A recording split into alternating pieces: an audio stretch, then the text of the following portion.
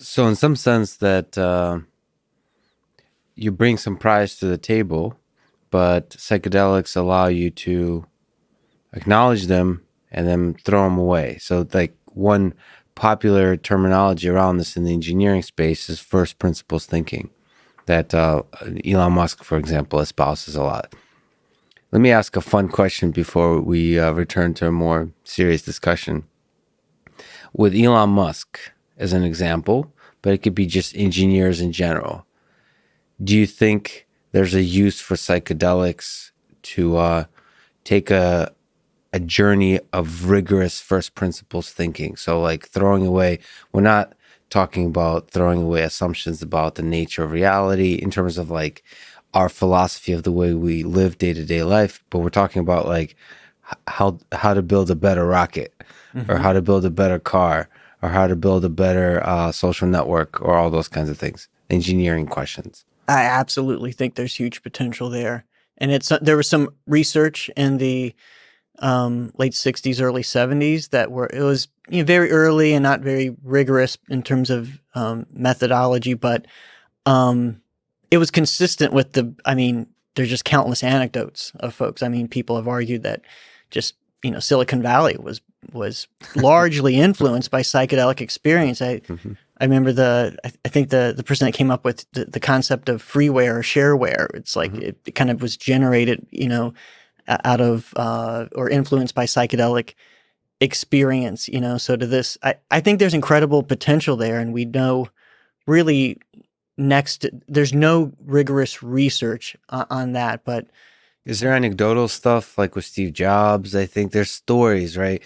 In your exploration of it, is there something a little bit more than just stories? Is there like a little bit more of a solid data points, even if they're just experiential, like anecdotes? Is there something that you draw inspiration from, like in your intuition? Because we'll talk about you're trying to construct studies that are more rigorous around these questions.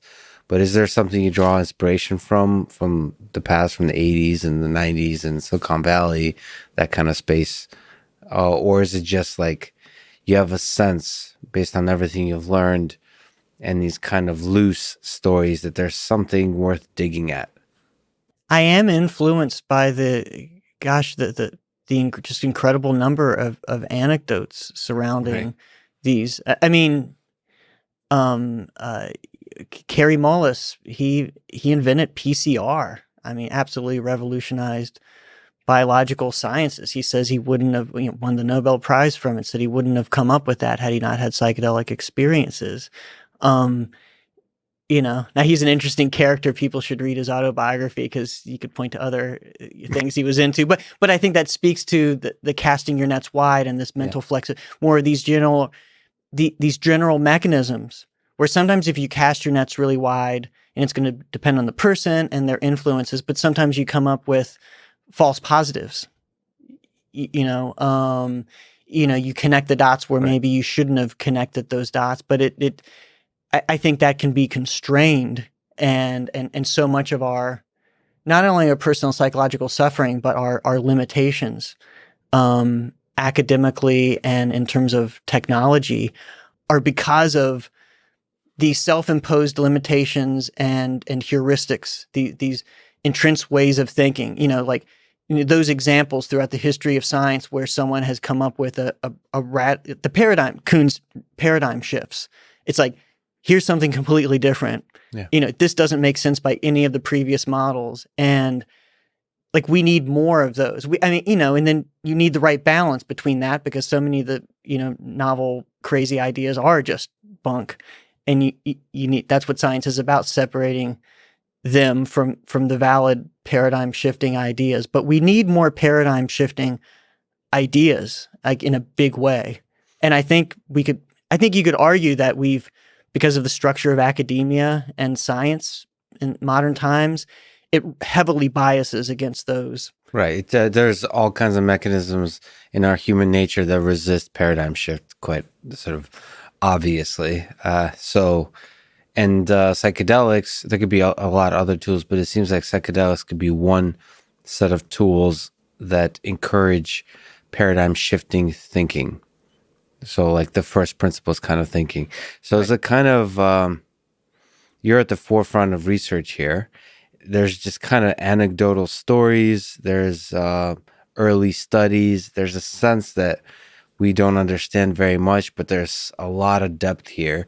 How do we get from there to where Elon and I can regularly, like, I wake up every morning and have deep work sessions where it's well understood, like what dose to take, like if I want to explore something where it's all legal, where it's all understood and safe, all that kind of stuff. How do we get from where we are today to there?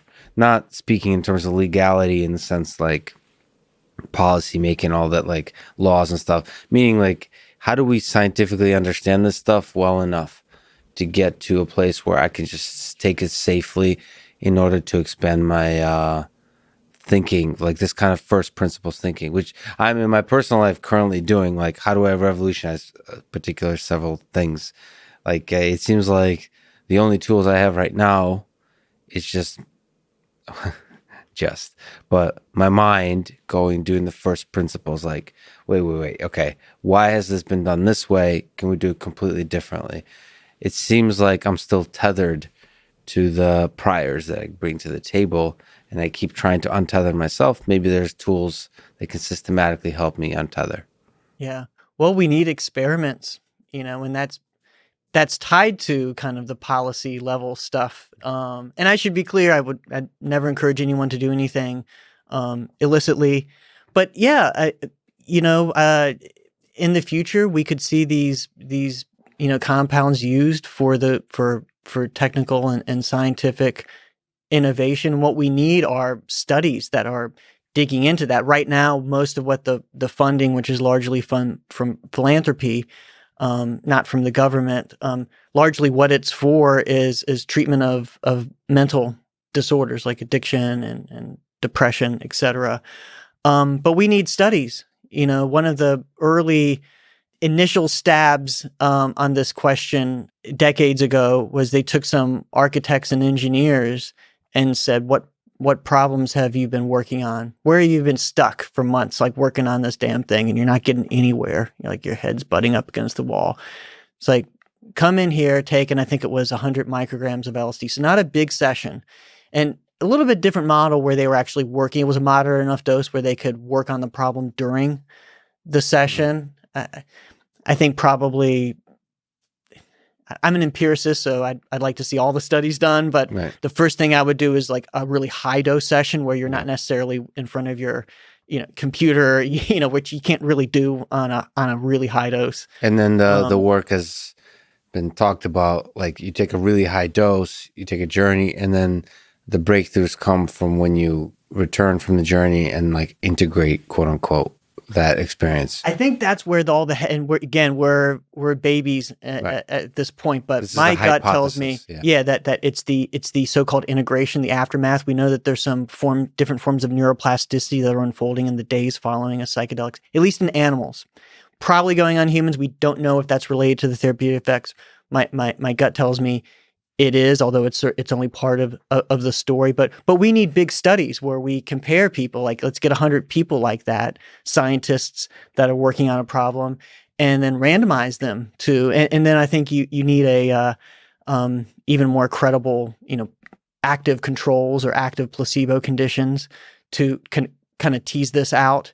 And then also in conjunction with that, and you can do this in the same study, you want to combine that with more rigorous sort of experimental models where we actually there are problem-solving tasks that we know, for example, that you tend to do better on after you've gotten a good night's sleep versus not. And my sense is there's a relationship there.